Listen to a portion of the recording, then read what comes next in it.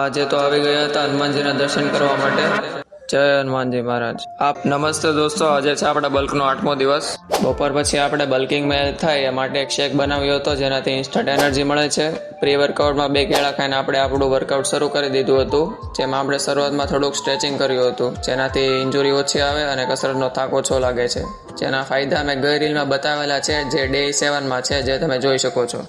And guys, we glad that about because we increased 2 push-ups in every sets, like normal push-up, diamond push-up and wide angle push-up. We increased 2 to push-up. It means our total today's push-up is 66. અને guys, આપણે voice recording માટે એક સારા માઇકની શોધમાં છીએ। જો તમારા ધ્યાનમાં કોઈ સારું માઇક હોય વાયરલેસ, તો તેની લિંક મને DM કરી દેજો, તો આપણે ખરીદવાનું છે। Today's our pump look like this, nice grow up day by day। Workout પછી આપણે પાછો શેક પી લીધો હતો।